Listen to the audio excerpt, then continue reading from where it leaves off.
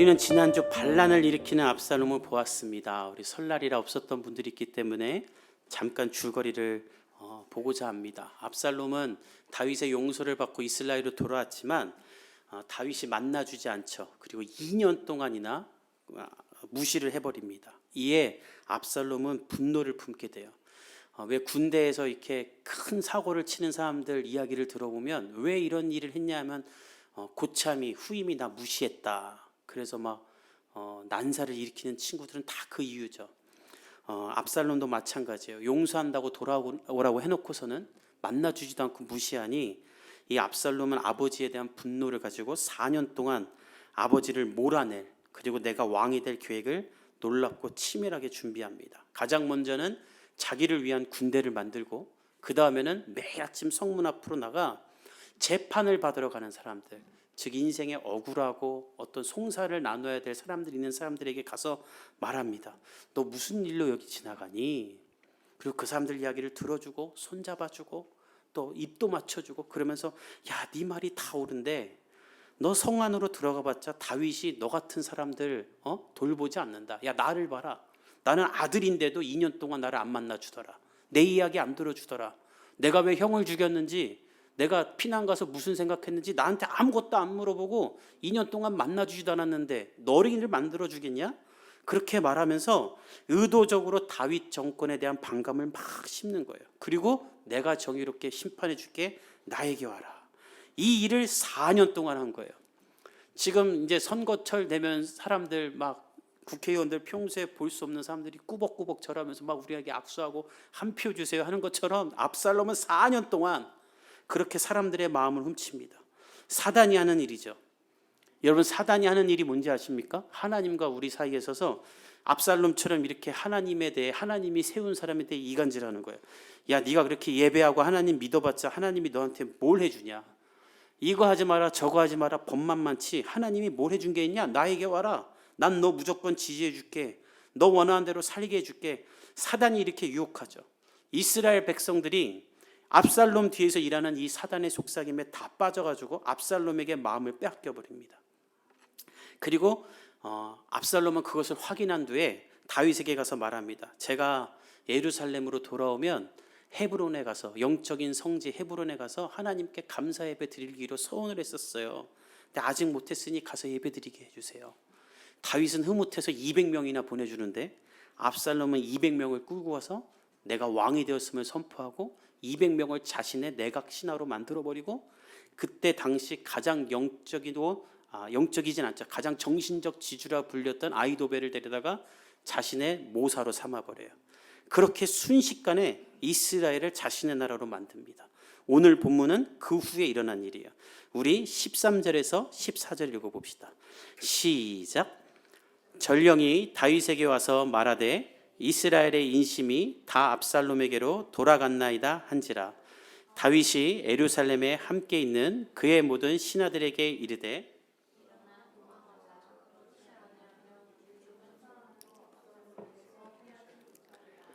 빨리 가자, 두렵건대 그가 우리를 급히 따라와 우리를 해하고 칼날로 성읍을 칠까 하노라. 압살롬이 왕이 되었다는 소식이 전해지자마자 다윗은 가장 먼저 무엇을 하는가? 도망가자 그래요. 근데 이게 정상적이지 않죠. 여러분, 원래대로라면 내가 있는데 지가 왕이 됐다고? 야, 저놈이 시끼 때려잡자 하고 군대를 다 꾸고 가서 압살롬을 죽이고 그 따르는 사람들을 반역자로 처치해야죠. 아무리 다윗이 늙었다고 한들 다윗은 이스라엘 역사의 가장 위대한 전쟁의 왕이고 그에겐 용맹스러운 장수들과 군인들이 있었습니다. 그래서 그렇게 할 수 있어요. 그런데 왜 이 말을 듣자마자 도망가자고 하는가? 두 가지 이유인데, 첫 번째는 백성들을 살리기 위해서예요. 13절에 보면 이스라엘의 인심이 다 압살롬에게로 돌아갔다고 하죠. 상당히 많은 숫자가 압살롬을 지지해요.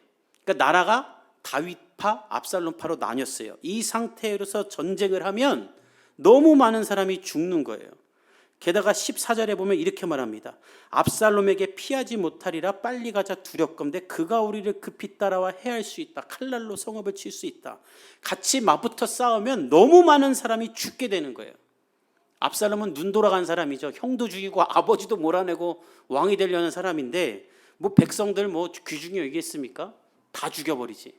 다윗은 그것을 알기에 나로 인해 무고한 백성들이 죽지 않게 하려고 그냥 내가 피하겠다는 거예요.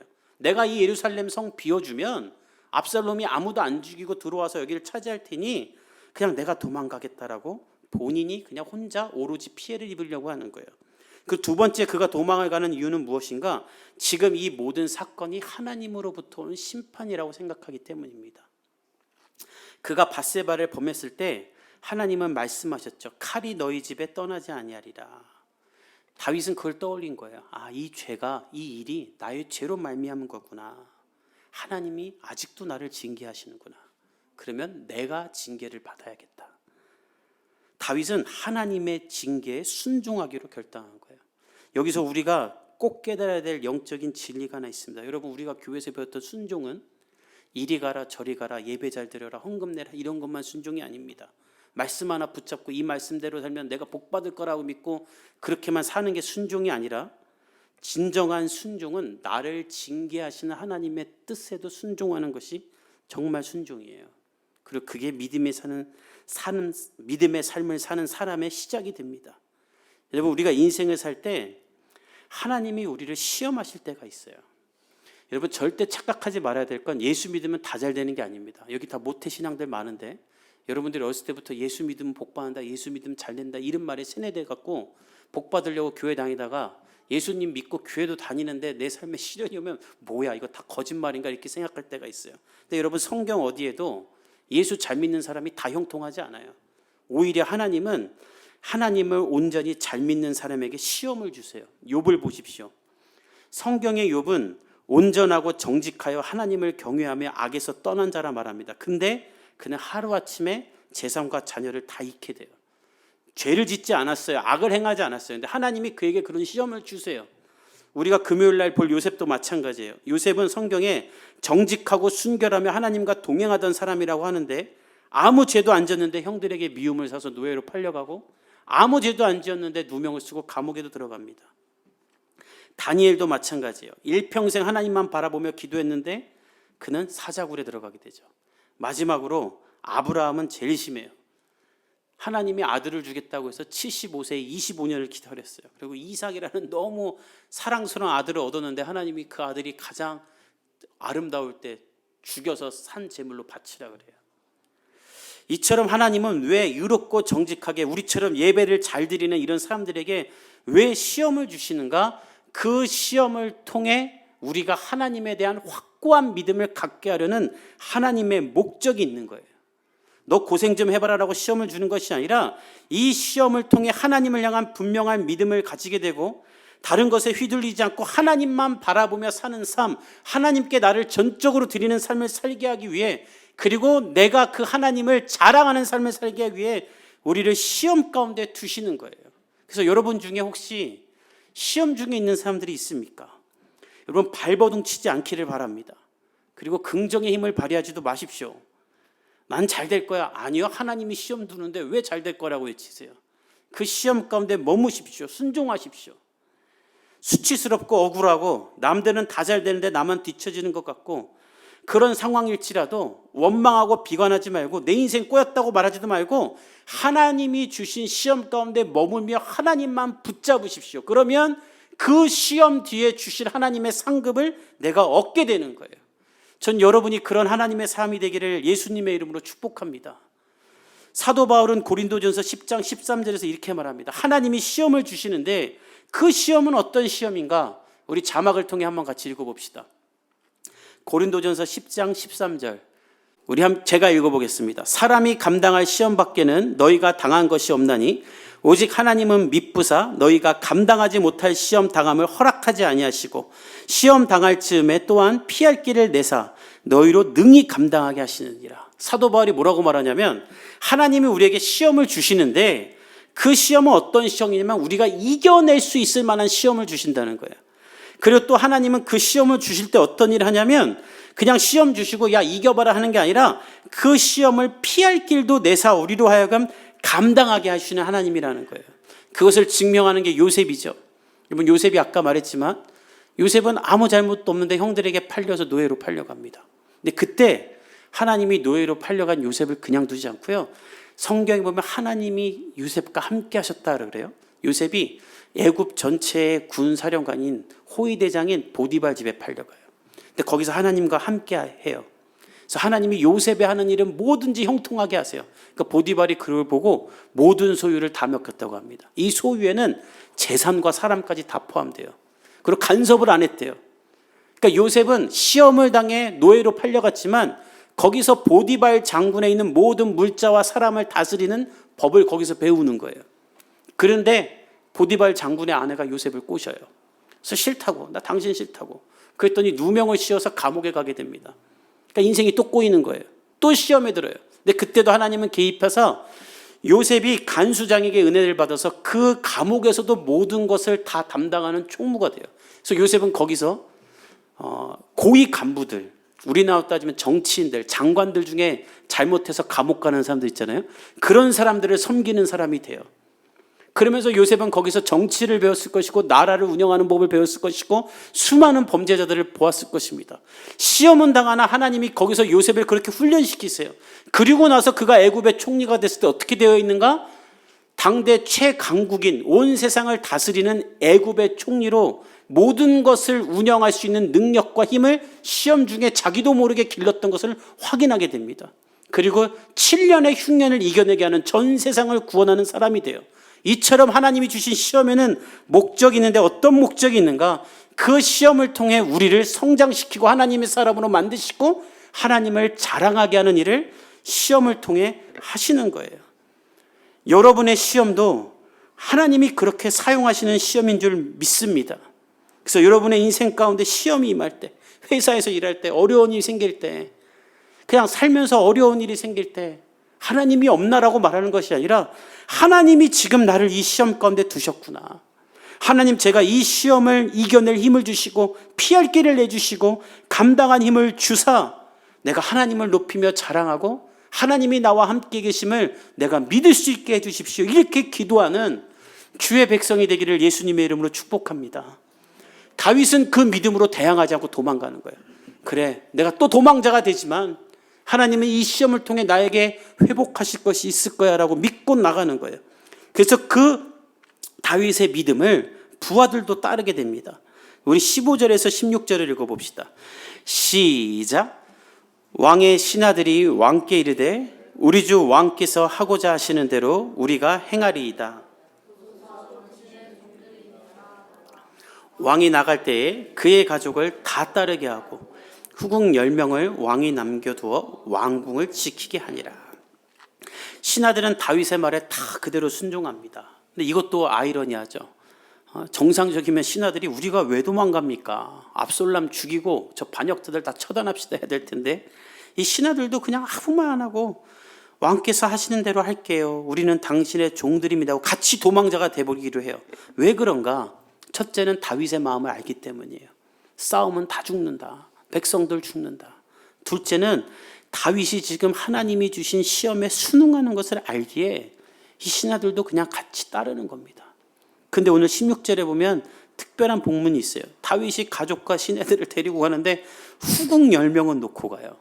그래서 이 본문을 보고 어떤 사람이 다윗이 후궁들은 버렸다 이렇게 말하는데 절대 그런 게 아니에요. 다윗은 사울로 인해 20년을 넘도록 도망자로 살아본 사람입니다. 그래서 도망자로 사는 게 얼마나 힘든지 알아요. 그래서 최대한 사람들을 도망자가 안 되게 하고 압살롬이 다스리는 예루살렘 성에서 안전하게 살 수 있는 그 환경을 만들려고 오늘 엄청나게 노력해요. 뒤에 다 그 얘기인데 이 후궁도 마찬가지예요. 이 사람들은 나의 정부인이 아니고 첩들이니 정치적으로 뭐 적대하거나 해를 가할 이유가 전혀 없으니 압살롬이 어떻게 하지 않을 것이라고 생각을 한 거예요. 또 친엄마는 아니지만 어쨌든 다윗의 부인이니까 어머니 뻘 되는 사람들이니까 압살롬이 이 사람들은 지켜줄 거다. 정부인이면 다 죽이고 뭐 어떻게 해가지고 자기가 왕이 됐다고 하겠지만 그럴 이유가 없으니 너희들은 여기 있어도 안전할 거야. 내가 지금 어디로 피할지도 모르는데 너희들까지 따라가서 고생하지 말아라고 이들을 보호하기 위해 남겨두는 거예요. 그리고 뿐만 아니라 다윗은 모든 될 수 있는 사람들을 남겨두려고 합니다. 우리 17절에서 20절을 봅시다. 시작. 왕이 나가매 모든 백성이 다 따라서 벳메르하게 이르러 멈추었으니 그의 모든 신하들이 그의 곁으로 지나가고 모든 그렛 사람과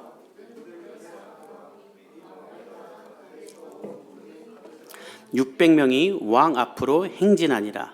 그때에 왕이 가드 사람 이때에게 이르되 어찌하여 너도 우리와 함께 가느냐? 너는 쫓겨난 나그네이니 돌아가서 왕과 함께 내 곳에 있으라. 너는 어제 왔고 나는 정처 없이 가니 오늘 어찌 너를 우리와 함께 떠돌아다니게 하리요? 너도 돌아가고 내 동포들도 데려가라. 은혜와 진리가 너와 함께 있기를 원하노라 하니라. 다윗은 벤메르악, 여기는 지명이 아니라 히브리어로 예루살렘의 끝이라는 말로 기드론 시냇가를 강을 건너기 전을 말합니다. 여기 와서 다윗이 인원 파악을 한 것 같아요. 왜냐하면 자기 사람들이 너무 많아. 이 많은 사람들이 다 도망자가 되면 너무 고생할 것 같으니까 인원 파악을 한 거예요. 근데 그때 이방 사람들, 그렛 사람은 그리스 사람, 블렛 사람은 블레셋 사람들을 말하는데 이 외국인들이 있는 걸 봐요. 이들이 지금 왜 다윗과 함께 있는가? 여러분 이순신 영화 있잖아요. 뭐 명랑, 거기에 보면 일본 사람인데 이순신에게 반해서 이순신과 함께 싸우는 일본 군인들 나오는 거 봤죠. 최민식 씨가 나오는 명랑은 제가 봤는데 거기에 그런 일본 군인이 하나 있어요. 그 사람들처럼 이 그렛 사람과 블렛 사람들도 다윗이 도망자로 떠돌아다닐 때 다윗을 보고 저 사람이 진짜 진정한 왕이고 저 사람은 하나님의 사람이구나라고 여겨서 이 다윗과 함께하던 이방인들이에요. 다윗이 그들을 본 겁니다. 그리고 말합니다. 블레셋 사람의 지도자였던 이때에게 이때야 너는 왜 나를 따라왔니? 너는 이방인 블레셋 사람의 군인으로 이스라엘 전력에 큰 도움이 되는 사람이기 때문에 너는 그냥 압살롬이랑 있어라. 너를 해하지 않을 것이다. 내가 지금 어디로 갈지도 모르는데 너 니네 식송들 600명이나 데리고 왜 따라오냐. 19절에 보면 이때가 쫓겨난 나그네라고 하죠. 이때가 블레셋에서 쫓겨난 지 얼마 안 됐던 것 같아요. 그리고 다윗의 사람이 된 이스라엘로 온 지 얼마 안 된 사람입니다. 그러니까 이때는 지금 블레셋에서 쫓겨나는데 또 압살롬에게 쫓겨나면 그 데리고 있는 600명과 함께 다 떠돌이가 되니까 너 그러지 말고 그냥 압살롬에게 붙으라는 거예요. 너 나한테 안 붙어도 돼. 그냥 압살롬에게 붙어라. 여러분 이런 지도자가 어디 있습니까? 내가 지금 어디로 갈지 모르고 광야에 가서 먹을 것도 없는데 너 그러면 안 된다. 그러면서 20절에 보면 진심으로 축복해 주는데 은혜와 진리가 너와 함께 있기로 한다. 이것은 다윗이 할 수 있는 최상의 축복을 하면서 가라고 하는 거예요. 여러분 여기서 우리가 봐야 될 다윗의 위대함이 하나 있는데 다윗은 지금 고난당하고 희생당하면서 나 때문에 다른 사람도 희생당하고 고난당하지 않도록 다른 사람들을 다 배려하고 돌려보냅니다. 너무나 훌륭한 사람이죠. 이 세상의 권력자들 보십시오. 희생해야 될 일이 있으면 다른 사람 희생시키고 다른 사람 헌신시키죠. 자기는 도망가려고 그래요. 뭐 회사에 무슨 일이 생겨요. 그럼 말달 증언 감옥 가게 만들고 정치인들도 그러고 저는 교회에서 목회자들도 그런 사람 많이 봤어요. 제가 밴쿠버에서 사역할 때 교회를 빌렸었는데 이제 빌렸으니까 음향 장비고 아끼고 예배 드릴 때마다 매번 세팅을 해야 돼요. 근데 세팅을 하는 게 너무 힘들어요. 매일 하니까. 저랑 이제 제 밑에 2명 데리고 셋이 하는데 처음에는 선교사 팀들이 다 같이 하다 힘드니까 2명씩 3명씩 도망가. 나중엔 큰 장비를 셋이 하는 거예요. 그래서 우리가 세팅하면 찬양인도 하는 형이 와서 찬양인도 하고 영광을 다 받으시고 자기 기타도 안 치우고 가요.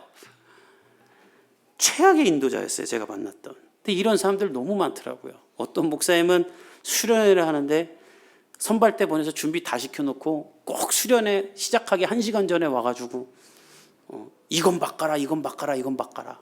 그래서 한 번 그러시는 줄 알았더니 매번 그러시더라고요. 그래서 사람들이 힘들게 하더라고요. 그래서 제가 그때 결단한 게 있어요. 나는 무슨 일이 있어도 수련회 선발대를 내가 간다. 이번 우리 교회 수련회 때도 제가 선발대를 가는 줄 믿습니다. 꼭 사람들 2번 일이 시켜. 다른 사람 희생시키는 거 당연하게 여기고. 뭐 이거 최악의 리더예요. 근데 가정도 마찬가지예요. 여러분 남자들 어려운 일 당할 때 아내와 아이까지 희생시키지 않기를 예수님의 이름으로 축복합니다. 최악의 아빠예요. 아멘을 한 사람은 사랑합니다. 자기 혼자 고생해야 되는 거예요. 아빠가 어떻게 고생하는 줄 아냐? 애들 몰라야 돼요. 아내 모르게 하십시오. 그냥 혼자 힘드세요. 하나님 앞에 가서. 아내들이요. 남편이 나를 사랑해 주는 걸 당연하게 여기고 나를 사랑하면 그렇게 해야지 하면서 막대하고 예의 없게 행동하지 않기를 예수님의 이름으로 축복합니다. 그러면 안 돼요. 자식에게도 마찬가지입니다. 자식이 나를 위해 희생해 주기를 기대하는 부모들이 있어요. 그 최악의 부모예요. 여러분 부모님 중에 그런 부모님 있으면 오늘 제 설교를 보내주기를 바랍니다. 우리도 그러면 안 돼요. 여러분 자녀를 위해서는 그냥 희생해야 돼요. 바라지 말아야 돼요. 그냥 순수하게 해야 돼요. 다윗은 그렇게 하는 거예요. 근데 그 결과 어떻게 되는지 아세요? 사람들이 다윗을 다 따라옵니다. 그러니까 여러분 이게 우리가 다 거꾸로 하는 거예요. 오늘 다윗을 보세요. 21절을 읽어봅시다. 시작. 이때가 왕께 대답하여 이르되 여호와의 살아계심과 내 주 왕의 살아계심으로 맹세하옵나니 사나 죽으나 종도 그곳에 있겠나이다 하니. 돌아가라는데 이때는 안 간대요. 아닙니다. 저는 하나님의 살아계심과 당신의 살아계심으로 맹세하오니 나는 당신이 어느 곳에 가든지 광야에 가든지 들판에 가든지 어디를 가든지 나는 당신과 함께 있겠습니다. 이때는 절대 다윗을 떠나지 않아요. 여러분 우리가 희생하기로 결단할 때 사람들이 여러분 옆에 붙게 되는 줄 믿습니다. 그리고 여러분들이 또한 이때처럼 돼야 돼요. 여러분의 삶을 살 때 어떤 사람들 중에 이런 사람들이 있어요. 나는 남에게 피해도 안 주고 도움도 안 받겠다. 그냥 적당한 관계로 살겠다. 이건 정말 교만한 사람이에요. 우린 연약한 존재라요. 누군가의 도움을 받을 수밖에 없어요. 언젠간 받게 돼 있어요. 그래서 할 수 있는 한 도울 수 있을 때 도와야 돼요. 남을 위해 좀 돌아가야 되고 남을 위해 같이 걸어줘야 돼요. 저는 확신하건대 이때가 이렇게 다윗과 함께하는 이유는 오래전 다윗이 도망자가 되어 아둘람 동굴에 숨어 있을 때 성경에 보면 환난 당한 자, 어려운 일 당한 자, 빚진 자들이 다 다윗을 찾아옵니다. 다윗이 지금 도망 다니려면 조용히 혼자 다녀야 되는데 600명이나 찾아와요. 근데 그때 다윗이 그 사람들을 다 품어줘요. 그거를 기억하는 거예요. 다윗이 블레셋 가드로 도망갔을 때 자기를 따르는 사람들 다 데리고 도망갑니다. 이때가 그걸 아는 거예요. 그리고 이때도 다윗에게 그런 사람이 되어주는 거예요. 우리 교회 공동체가 서로에게 그런 사람들이 되기를 예수님의 이름으로 축복합니다. 여러분 생각해 보세요. 여러분을 위해 기도해 주는 사람이 몇 명이나 있습니까? 부모님하고 가족 빼고 10명 되는 사람도 없을걸요? 근데 우리 교회가 30명이 서로를 위해 기도해 주는 한 사람이 돼서 여러분 뒤에 나를 기도해 주는 복음의 교회 기도하는 사람 30명이 각자가 있기를 간절히 축복합니다. 지금 이때가 다윗에게 그렇게 되어주는 거예요. 그래서 이들은 함께 이 기드론 시내를 건너가게 됩니다. 우리 22절에서 23절 읽어봅시다. 시작. 다윗이 이때에게 이르되 앞서 건너가라 하매 가드 사람 이때와 그의 수행자들과 그와 함께한 아이들이 다 건너가고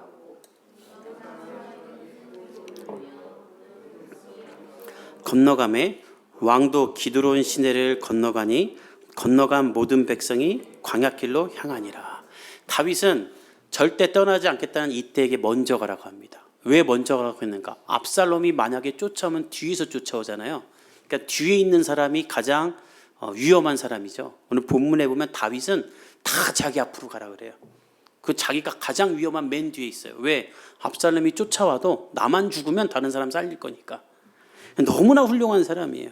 그리고 마지막으로 다윗이 이 시냇가를 건너오니까 백성들이 다 울어요. 우리의 왕이고 이스라엘을 하나님이 기뻐하는 나라로 세웠던 사람이고 주변에 악한 신을 몰아낸 이 왕이 아들에게 쫓겨나서 하루아침에 광야, 아무것도 없는 이 광야길로 향하고 있으니 어찌 눈물이 안 납니까? 다 우는 거예요. 그런데 놀라운 게 있어요. 다윗은 울지 않아요.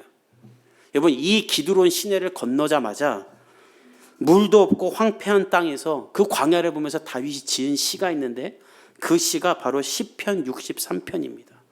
우리 자막을 통해 한번 볼까요? 다윗은 이 황폐한 땅, 물이 없어 먼지만 날리는 이 땅에서 어떻게 고백하는가? 가장 처음 그가 하는 말이 하나님이여 주는 나의 하나님이시로다. 광야에 먼지밖에 없는 사람이 살 수 없는 그 폐역한 땅에서 다윗은 여전히 하나님은 나의 하나님이라.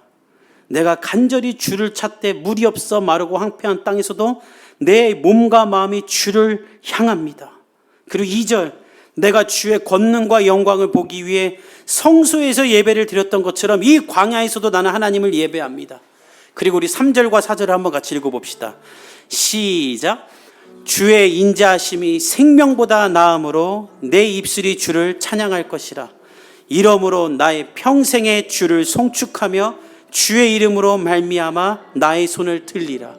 다윗은 이 광야에서도 하나님의 인자하심이 내 생명보다 낫습니다. 나는 주님 찬양할 겁니다. 내가 아들에게 쫓겨나 광야에서 헤매고 있지만 그래도 나는 주님의 이름으로 손을 들 수 있음을 고백합니다. 이렇게 하나님을 찾는 거예요. 오늘 이 다윗의 고백이 우리에게 무엇을 말하는가? 여러분 중에 시험 가운데 있는 사람이 있습니까? 광야 가운데 있는 사람이 있습니까? 다윗의 이 고백으로 승리할 수 있기를 예수님의 이름으로 축복합니다. 그럼 그곳에서 하나님이 나의 하나님이 됨을 경험하게 되는 거예요. 그곳에서 하나님이 나를 붙잡고 있음을 보게 되는 거예요. 그렇게 되기만 한다면 광야는 오히려 예루살렘보다 더 큰 축복이 될 수 있는 것입니다. 왜냐하면 하나님을 보는 장소가 되기 때문에. 우리 복음의 교회와 모든 성도들이 이런 삶이 시작되기를 간절히 축복합니다. 여러분, 이 시대의 크리스찬들의 가장 큰 문제가 뭔지 아세요? 기도를 들어보면 그들의 기도가 원하는 바는 내가 하나님을 간절히 찾지 않아도 되는 상태가 되게 해주세요라는 기도예요. 하나님, 제가 돈이 많아서 하나님 안 찾아도 되게 해주세요. 하나님, 제가 집이 생겨서 하나님 안 찾아도 되게 해주세요.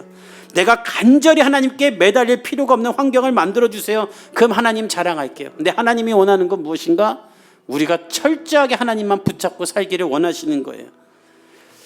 응답은 그 안에 있고 소망은 그 안에 있는 줄 믿습니다. 돌아오는 한 주 저와 여러분이 다윗처럼 광야 가운데 있을지라도 하나님의 이름을 부르며 주는 나의 하나님입니다, 하나님으로 내 손을 들겠습니다라고 고백하는 주의 백성들이 되기를 예수님의 이름으로 축복합니다.